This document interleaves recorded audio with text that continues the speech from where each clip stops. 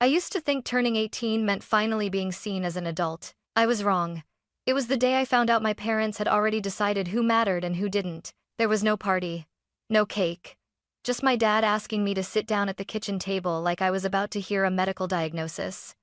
His voice was steady, careful, the kind people use when they think they're being reasonable. "Harper," he said, "we need to be honest with you." That word, honest, should have been my warning. He told me they never saved a single dollar for my college.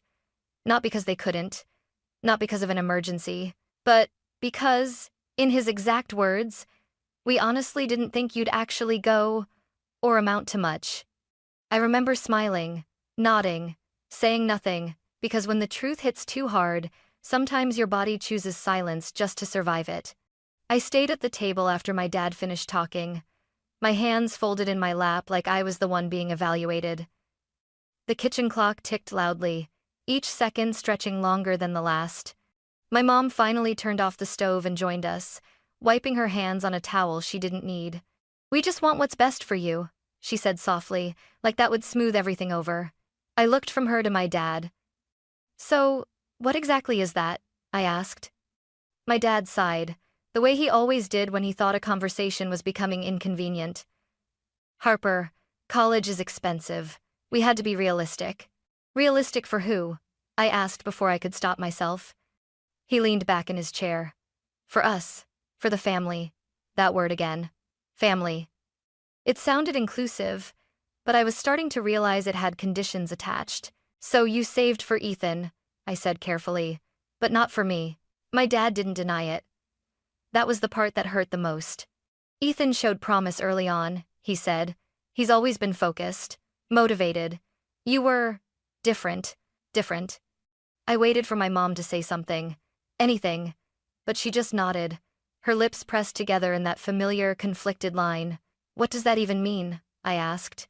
"I work part-time, I got good grades, I applied to schools on my own." My dad shrugged. "We didn't think you'd follow through." The room felt smaller suddenly, like the walls were leaning in to listen. "So you decided for me," I said. "Years ago." "It wasn't like that," my mom cut in quickly. "We just thought a little struggle might help you build character." I laughed. Not because it was funny, but because if I didn't laugh, I might have said something I couldn't take back. "Struggle," I repeated. "You mean watching me figure it out alone while you paid for Ethan's car and his college fund? That's not fair," my dad snapped. "We're talking about different kids with different needs." I stood up so abruptly my chair scraped against the floor. "No," I said, my voice shaking despite my best effort. "You're talking about different expectations." Silence followed. Heavy. Uncomfortable. My dad glanced at the clock, as if hoping time itself would rescue him. "Look," he said, standing too. "We didn't call you in here to argue. We just wanted you to understand where we're coming from." I nodded slowly. "I do," I said. And for the first time that night, it was true. They weren't confused. They weren't struggling. They had made a choice. I went to my room afterward and closed the door gently, like I was afraid loud movements might break something fragile. I sat on my bed and stared at the wall, replaying every word, every pause, every shrug. 18 years old, and I finally understood my place. Later that night, as I packed a small suitcase for college, hand-me-down clothes, an old laptop, a folder of scholarship applications, I heard my parents laughing in the living room. Ethan's voice joined in, light and carefree, asking what was for dessert. No one came to check on me. And that was when it hit me. This wasn't just about money. It was about belief. They believed in him, and they never had in me. That realization hurt more than anything they'd said out loud. I moved out 2 weeks later, not in a dramatic, storming out way. There were no slammed doors or shouted goodbyes. I packed quietly, folding my clothes into an old suitcase that still smelled faintly of dust and fabric softener. My mom hovered in the doorway the entire time, asking small, useless questions. "Do you have enough hangers? Are you sure that apartment is safe? You know you can always come home if things don't work out." I nodded at all the right moments. I said okay and thanks and I'll be fine, because that was easier than explaining how home no longer felt like a place that belonged to me. My new apartment was tiny. 1 bedroom, 1 window, Thin walls that let in the sound of traffic and neighbors arguing late at night. The heater rattled when it turned on, like it was threatening to quit at any moment. But it was mine, and that mattered. Classes started. Then work. Then more work. Mornings at a grocery store, evenings at a diner, weekends wherever I could pick up extra hours. I learned how to calculate time in coffee breaks and how to stretch leftovers longer than they were meant to last. I learned that exhaustion could become normal if you let it. And every few weeks my phone would buzz. "You've been really distant lately," my mom texted one night. "Is everything okay?" I stared at the screen for a long time before replying. "Just busy with school and work," I wrote. Which was true. Just not the whole truth. Because distance wasn't something that happened overnight. It wasn't me being dramatic or ungrateful. It was the natural result of realizing I was on my own and had been for longer than I wanted to admit. When I visited home, the house felt the same. Same couch, same framed photos, same family calendar on the fridge, still color-coded. Only now I noticed what was missing. Me. There were new photos of Ethan. Him standing next to his car. Him smiling at a campus tour. Him holding an acceptance letter like it was a trophy. My parents talked about his future as if it were a shared project they were all building together. "And if he doesn't like that major, we'll help him switch," my dad said one evening, passing the salt. "No point forcing him into something that doesn't fit." I swallowed hard. "Must be nice," I said quietly. My mom frowned. "What's that supposed to mean?" "Nothing," I replied automatically. I was getting good at that. Before I left, my mom hugged me a little tighter than usual. "You don't have to push us away, Harper," she said. "We worry about you." I almost laughed. They worried now. From a distance. From the safety of knowing they'd already chosen who they were willing to invest in. As I drove back to my apartment that night, I realized something uncomfortable. They thought I was distant because I was angry. The truth was worse. I was distant because I was learning how to survive without expecting anything from them at all. By my second semester, exhaustion wasn't something that came and went. It was just there, constant. Humming under my skin like background noise I couldn't turn off. My days blurred together. I'd wake up before sunrise to open the grocery store, stocking shelves while the world was still half asleep. I'd rush to class smelling faintly of cardboard and cleaning spray, take notes with fingers that still ached from lifting boxes, then head straight to the diner for the evening shift. Some nights, I didn't get home until after midnight. I learned how to function on 4 hours of sleep, sometimes less. Meanwhile, my parents' lives went on as if I were a footnote. One afternoon, while I was on break behind the diner, I scrolled through my mom's social media. She'd posted another photo of Ethan, this time standing next to his car, arms slung casually over the hood. "So proud of our boy," the caption read. "Big things ahead." I stared at the screen, grease-stained apron still tied around my waist, and felt that familiar, hollow ache settle in my chest. A few days later, my dad called. "Hey, Harper," he said, his tone light. "Quick question. Couldn't take a letter perceive had Darian my me. I already knew it wouldn't be quick. Do you still have that laptop we bought you years ago?" he asked. "The one I use for school?" I said slowly. "Yeah." "Well, Ethan's is acting up," my dad continued, unfazed. "Since you're always working, we figured you probably don't need yours as much. He's applying to colleges now, and it would really help him." For a moment, I couldn't speak. "You mean the laptop I write papers on?" I finally said. "The one I use for class every day?" There was a pause. Then a small, awkward laugh. "Oh. I just assumed you'd upgraded by now." I laughed too short and sharp. "No," I said. "I haven't." "Well," he replied, already backing away from the conversation. "Just thought I'd ask." He didn't apologize. He didn't even sound embarrassed. After I hung up, I sat there staring at the cracked screen in my hands. That laptop had survived spills, late-night essays, and countless deadlines. And to him it was just spare. That was the moment I stopped feeling overlooked and started feeling used. It wasn't just that they supported Ethan more.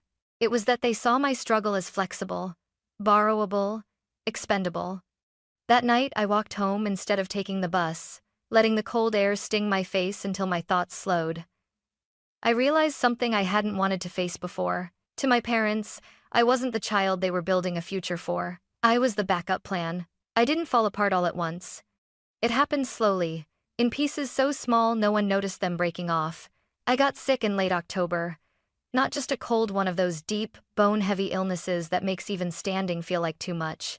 I missed 2 shifts at the diner, which meant my paycheck came up short. Rent didn't care that I had a fever. Neither did the electric bill. For a moment, I considered calling my parents. I stared at my phone for a long time before finally texting my mom. "I'm really sick. Missed work. Things are a little tight right now." 3 hours passed before she replied. "Oh no. I'm sorry, honey. Make sure you drink tea and rest. Maybe Ethan can bring you some soup if he has time." If he has time. He didn't come. 2 days later, when I finally dragged myself to the mailbox, there was an envelope waiting for me. My mom's handwriting. Inside was a cheap greeting card with a smiling puppy on the front and a single $10 bill taped inside. "You've always been a fighter," she wrote. "We believe in you. Love, Mom and Dad, $10. I sat on the floor of my apartment, the card still open in my hands, and laughed quietly. Not because it was funny, but because something inside me finally gave up trying to understand them. That same night, my dad posted online about buying Ethan a new camera. A necessary investment, he called it. Over $1,000, because Ethan had an eye for things. I didn't comment. I didn't cry. I didn't even feel angry. I just felt empty. That was the real breaking point, not the money, not the favoritism, not even the words they'd said to me on my birthday. It was the realization that no matter how hard I worked, no matter how much I sacrificed, I would never be enough in their eyes to deserve the same care. So I stopped reaching out. I stopped explaining. I stopped hoping that one day they'd suddenly see me differently. Because hope, I learned, can be just another way of letting yourself get hurt. And from that moment on, I made a quiet decision, one that would change everything. If they were comfortable letting me struggle, then I would stop letting them see how much it cost me. Something shifted after that night on my apartment floor, not in a dramatic movie scene way. There was no sudden burst of confidence, no speech to the mirror. What changed was quieter and far more dangerous. I stopped trying to be understood. I didn't call home anymore. I didn't update my parents on my grades, my schedule, or how tired I was. When my mom texted, "How's school going?" I replied with one word: "Fine." It was easier to let them believe I was still barely keeping my head above water. In a strange way, their low expectations became a kind of camouflage. Instead of explaining myself, I focused on surviving smarter. I went to the financial aid office and asked questions I should have asked a year earlier. I learned about emergency grants, tuition credits, programs no one ever mentioned unless you pushed. I picked up tutoring shifts on campus quiet rooms, whiteboards, students just as desperate as I was. I sold old textbooks online. I skipped the bus and walked when I could. I was still exhausted, but now there was direction behind it. For the first time, I wasn't working just to stay afloat. I was working towards something. Around that time, Ethan decided he wanted to apply to my university. My mom called, excited. "Isn't it funny?" she said. "You two might end up on the same campus." Funny wasn't the word I would have chosen. "He's going to need help with his applications," she added. "You know how this works now. You can guide him. The same way no one had guided me." A week later, I found out Ethan had listed my name as a reference for a competitive research assistant position. No warning, no heads up. Just assumed I'd say yes. When the professor asked me about him, I felt the weight of that moment settle in my chest. I could have lied. I could have smoothed things over. Instead, I told the truth. Calmly. Professionally. I said Ethan was creative, but that he struggled with consistency, that he wasn't always prepared, that he might not be ready for a research-heavy role. I didn't sabotage him. I just didn't save him. Later that night, Ethan called me. "Did you seriously say that about me?" he demanded. "You used me as a reference without asking," I replied evenly. "What did you expect?" There was a long silence. Then, colder. "You could have helped me." I closed my eyes. "I could have lied for you," I said. "That's not the same thing." He hung up. I waited for the backlash from my parents. It never came. Either Ethan hadn't told them or he had, and they'd decided it wasn't worth addressing. That silence told me everything. They still thought I was the struggling one, the background character, the kid who needed pressure to stay motivated. So I let them think that. Because what they didn't know, what none of them knew, was that while they were busy planning Ethan's future, I was quietly building my own. And for the first time, I wasn't doing it to prove them wrong. I was doing it because I was done being small. The moment was coming. I could feel it. They just had no idea how close they were to watching everything they believed fall apart. Orientation week arrived louder than I expected. The campus buzzed with nervous energy, parents dragging suitcases, freshmen staring at buildings like they were monuments, staff shouting directions into the chaos. I had signed up weeks earlier to help with orientation events, mostly for the extra stipend and free meals. What I hadn't expected was how perfectly the timing would line up. I was assigned to speak on a student success panel. My parents didn't know. Ethan didn't know. They thought orientation was just paperwork and campus tours. A formality. Another milestone for Ethan, another thing they could proudly attend together. I spotted them the moment I stepped into the auditorium. My dad stood near the aisle, scanning the room like he belonged there. My mom adjusted her jacket, smiling at other parents. Ethan sat between them, relaxed, confident, already acting like this place was his. They didn't see me. Not until my name was called. "And next," the moderator said into the microphone, smiling warmly, "we have Harper Miller, one of our research fellows and scholarship recipients." I felt my heartbeat in my ears as I stood. The lights were bright, the room suddenly very quiet. My mom's smile froze. My dad straightened slowly. Ethan's head snapped up. I took the microphone and breathed in. "I wasn't supposed to be here," I began, my voice steady despite the storm inside my chest. Not because I wasn't capable, but because the people who were supposed to believe in me didn't. A ripple moved through the audience. Parents shifted in their seats. When I turned 18, I continued. I was told no money had been saved for my college.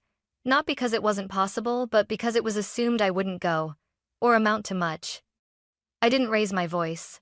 I didn't need to. Gasps spread like a wave.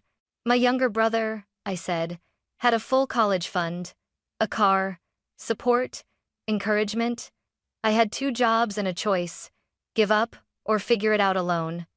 I paused, gripping the microphone a little tighter. "Pressure doesn't always build character," I said. "Sometimes it just shows you who's willing to let you struggle and who isn't." The moderator shifted uncomfortably beside me, but I kept going. "I'm standing here today because I learned to stop waiting for permission, to stop hoping someone else would decide I was worth investing in."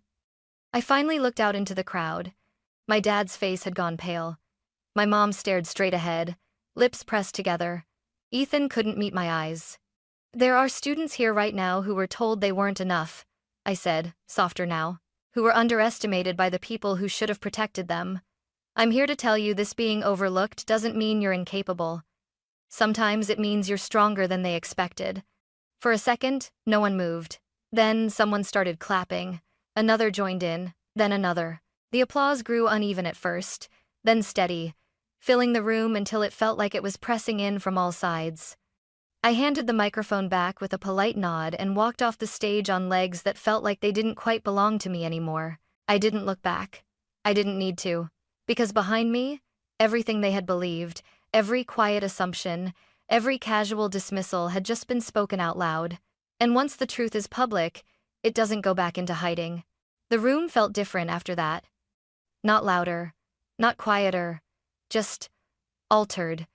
Like something fundamental had shifted and everyone could feel it but didn't quite know how to name it. After the panel ended, students and parents crowded around the stage. A few people thanked me. One mother squeezed my hand and whispered, "My daughter needed to hear that."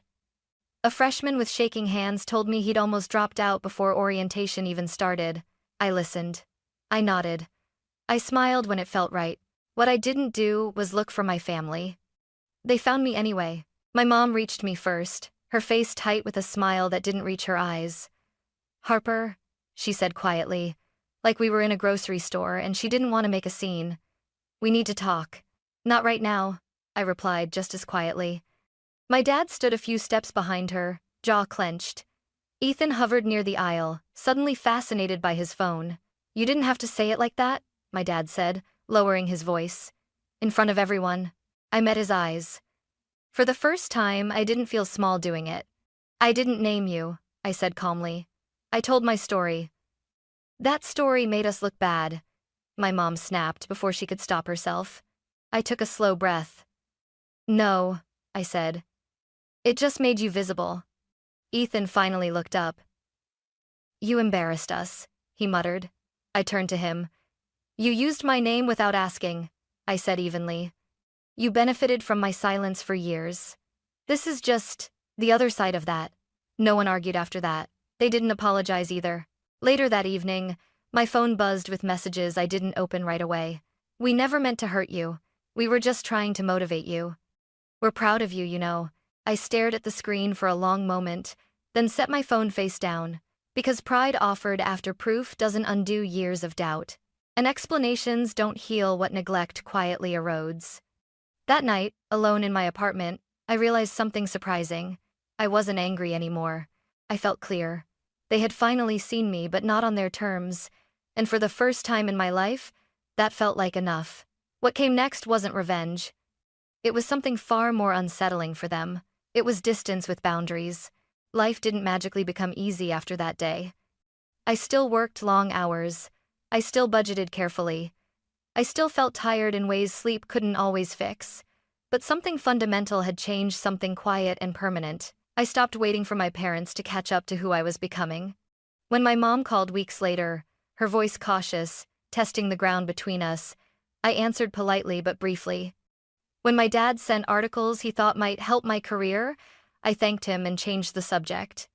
When Ethan texted like nothing had happened, I responded when I wanted to and didn't when I didn't. Not out of spite, out of clarity. I finished college on my own terms.